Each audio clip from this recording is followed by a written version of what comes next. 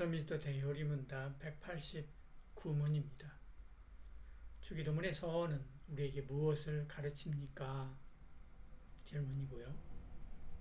주기도문의 서원, 그러니까 하늘에 계신 우리 아버지여, 이것은 우리가 기도할 때 아버지 같은 그분의 선하심에 대한 확신과 그것에 대한 우리의 관심을 가지고 하나님께 가까이 나가야 한다는 것입니다.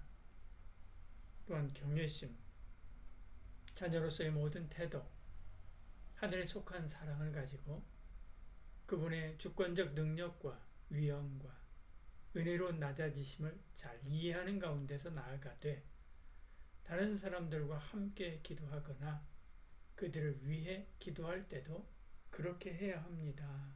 그렇게 답합니다. 주기도문의 서원이 가르치는 것은 이라고 시작하죠.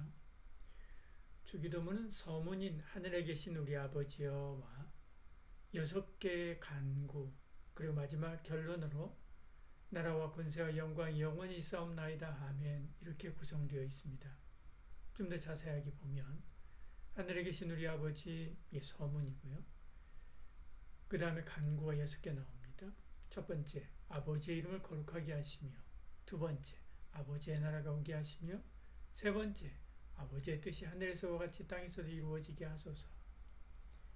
그 다음에 오늘 우리에게 이러할 양식을 주시고 우리가 우리에게 잘못한 사람을 용서해 준 것 같이 우리 죄를 용서해 주시고, 다섯 번째죠.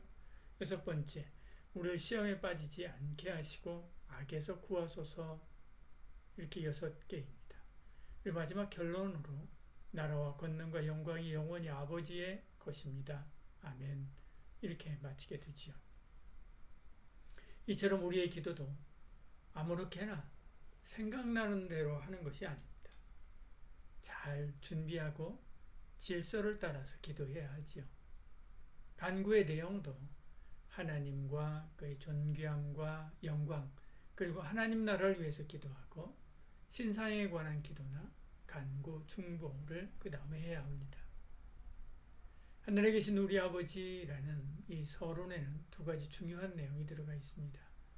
하나님은 하늘에 계시다는 것과 우리 아버지라는 것이지요. 하늘에 계시다라고 하는 것은 우리와 차원이 다른 하늘의 위엄과 영광 가운데 계시다는 뜻입니다. 은혜의 보좌 앞에 스스럼 없이 나갈 수 있지만 하나님께 함부로 경박하게 그렇게 대해서는 안 된다는 뜻이지요. 또한 우리의 최종 목표가 하늘을 향하고 있습니다. 우리는 결국 하나님 나라로 돌아갈 것입니다. 이것을 염두에 두고 기도하기 시작하면 기도의 방향이 많이 달라질 수가 있지요. 우리 아버지라는 것은 예수 그리스도를 믿어 하나님의 자녀된 사람이 드리는 기도다라고 하는 뜻입니다. 불신자는 주기도문을 사용할 권리가 없습니다. 우리가 주기도문으로 하나님께 나가고 기도할 수 있는 하나님의 자녀라고 하는 이 사실이 얼마나 영광스럽고 그러니까 감사한 일인지 모르는 거지요. 답변 이어서요.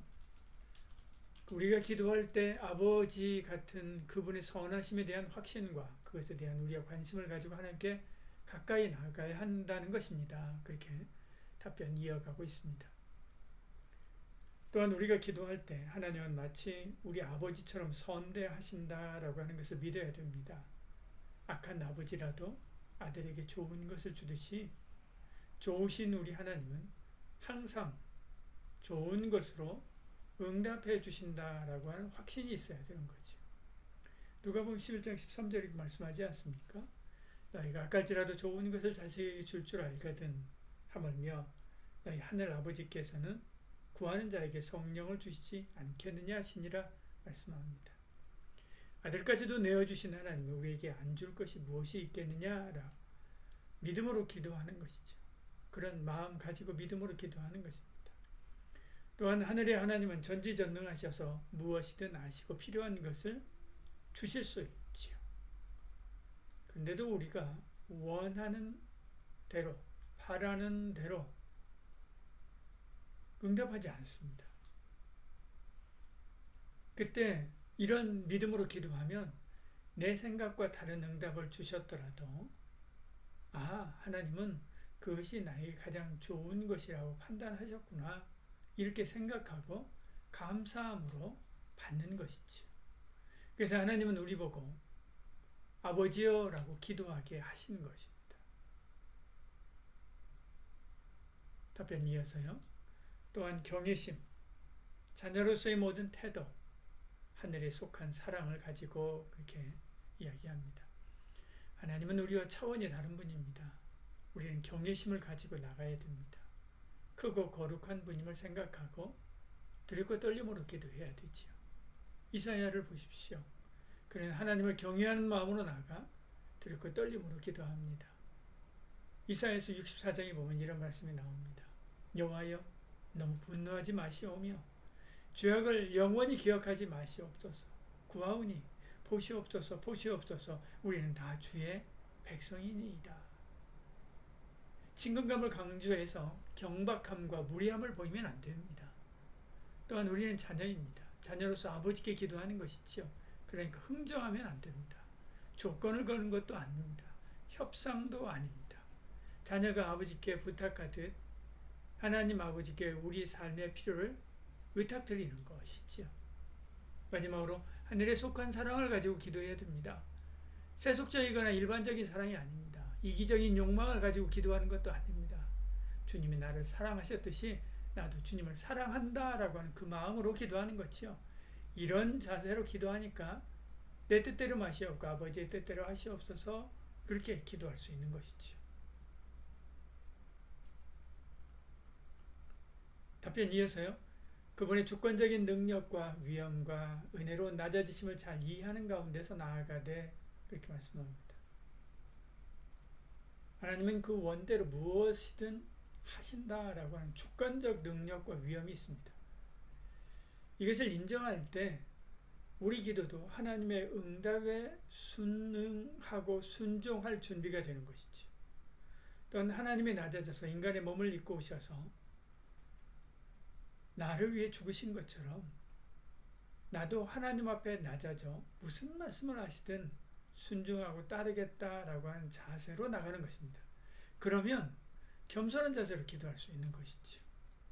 하나님은 겸손한 자에게 은혜 베푸십니다. 바울과 느헤미야는 자신을 하나님의 종이라고 부르면서 주인이신 하나님께 자비를 구했습니다. 기도할 때 무엇이든 해줘라 라고 하는 자세가 아니라 무엇이든 하겠습니다 라고 하는 자세로 나가는 것입니다. 답변 마지막에 이렇게 이야기합니다. 다른 사람들과 함께 기도하거나 그들을 위해 기도할 때도 그렇게 해야 합니다. 그렇게 이야기합니다. 예수님은 우리가 하나님을 아버지를 부를 때 부르면서 기도하기를 시작하도록 그렇게 하는데요. 나의 아버지가 아니라 우리 아버지라고 부르게 하십니다. 이 우리라고 하는 말 속에는 다른 사람과 함께 기도해야 한다라고 하는 것과 다른 사람을 위해서 기도해야 된다라고 하는 것과 모든 사람을 위해서 기도해야 한다라고 하는 것을 의미합니다. 성도는 서로 멀리 떨어져 있어도 하나님의 자녀가 되어서 한 가족입니다. 오늘날 사람들이 우주에 가서 살아도요. 한 가족이지요. 서로를 위해서 기도하는 것은 당연한 것입니다. 하나님께서 우리를 자녀로 대하신다면 우리도 다른 성도들을 형제로 대해야 하는 것은 당연한 것이지요. 기도하겠습니다. 하늘에 계신 우리 아버지, 주님의 위엄과 능력을 찬양합니다. 주님께서 우리 아버지 되어주심을 감사합니다. 자녀의 마음으로 겸손히 나아가 기도하오니 들어주시옵소서. 주의 나라와 의를 구하고 다른 이들을 위해서 기도하고 일용할 양식과 내일을 위해서 기도할 때마다 하늘문을 여시고 응답하여 주시옵소서. 또한 주님이 어떤 응답을 주시든 늘 감사함으로 받아 순종하며 그 뜻대로 살게 하여 주시옵소서. 예수님 이름으로 기도드리옵나이다.